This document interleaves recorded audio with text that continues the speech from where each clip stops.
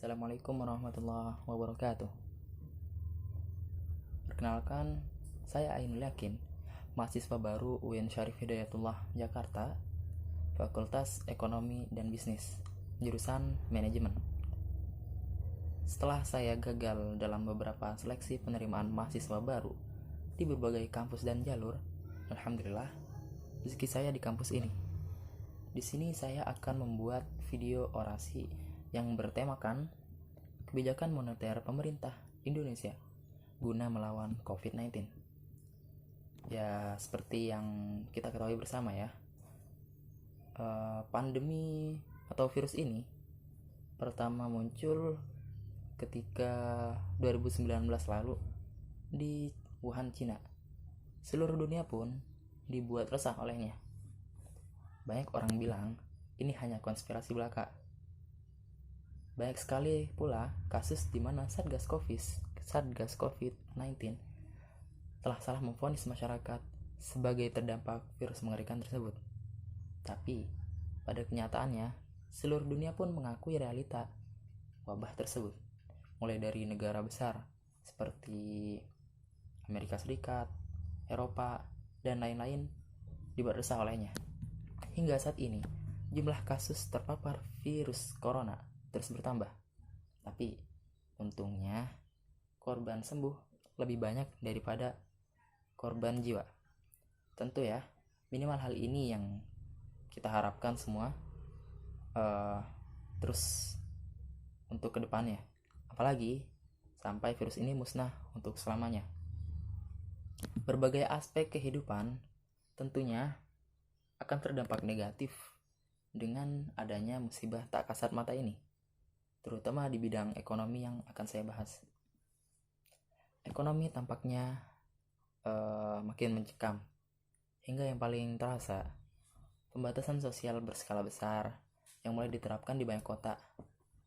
Sebelum lagi imbauan menjaga jarak fisik yang berlaku untuk semua warga, termasuk anggota keluarga. Bahkan suami istri dalam kendaraan pribadinya saja dikenakan aturan pembatasan tersebut. Belajar dari itu, pemerintah Indonesia mengambil jalan tengah dengan tetap membuka akses ekonomi dengan memerhatikan tentunya aturan-aturan sesuai protokol kesehatan. Kebijakan ini merupakan hal yang paling bijak saat ini, apalagi banyak warga yang bekerja di sektor informal yang harus mau tidak mau terjun langsung ke lapangan untuk memenuhi kebutuhan hidupnya. Kebijakan tentu akan terus dikembangkan oleh pemerintah sesuai situasi dan kondisi yang ada. Kebijakan pemerintah di bidang moneter yang pertama, yaitu Presiden Joko Widodo sudah memberikan izin kepada Bank Indonesia untuk membeli surat utang negara melalui pasar perdana di tengah penyebaran virus corona. Hal itu untuk apa? Ya, hal ini dilakukan karena negara butuh dana besar untuk penanganan dampak pandemi di dalam negeri. Biasanya, Bank Indonesia hanya diizinkan untuk membeli surat utang negara di pasar sekunder yang dilepas oleh pihak asing. Pembelian tersebut merupakan bentuk intervensi bank sentral ketika banyak investor asing yang menarik dananya dari Indonesia. Pada awal April 2020 kemarin, Bank Indonesia telah membeli surat utang pemerintah sebesar 1,7 triliun rupiah di pasar perdana.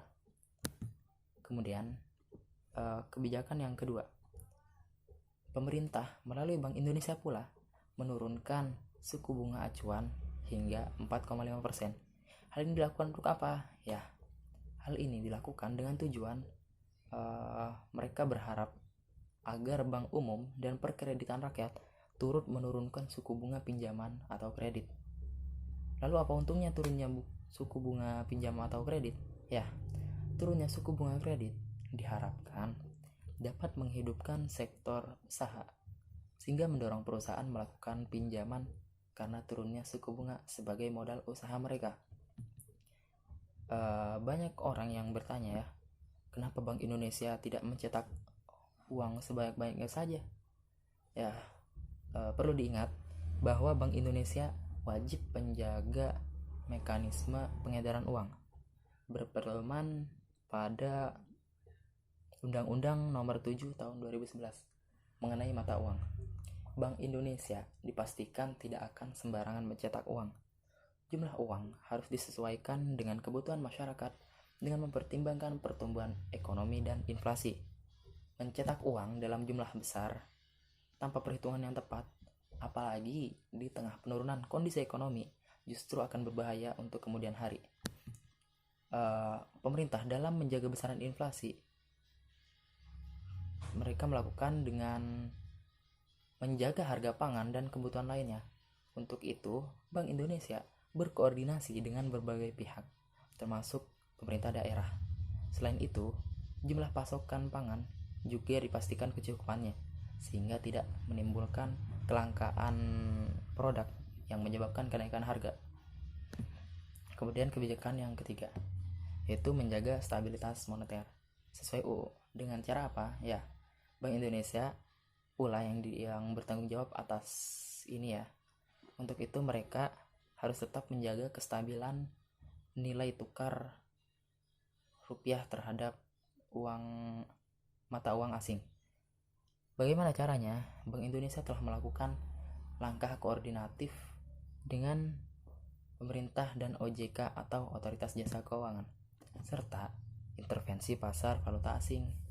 Bank Indonesia telah mengeluarkan sejumlah kebijakan untuk bisa menyediakan sejumlah instrumen bagi para eksportir, importir, maupun pengusaha untuk bisa melakukan transaksi falas atau valuta asing, baik melalui penjualan mengekspor, swap forward, atau penanaman di instrumen Bank Indonesia melalui simpanan falas.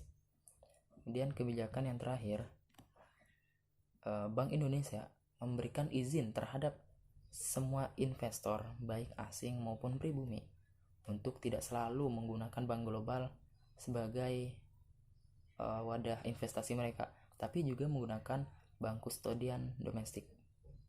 Ya, sekian dari saya. Mohon maaf apabila ada salah-salah kata. Kurang lebihnya mohon maaf. Assalamualaikum warahmatullahi wabarakatuh.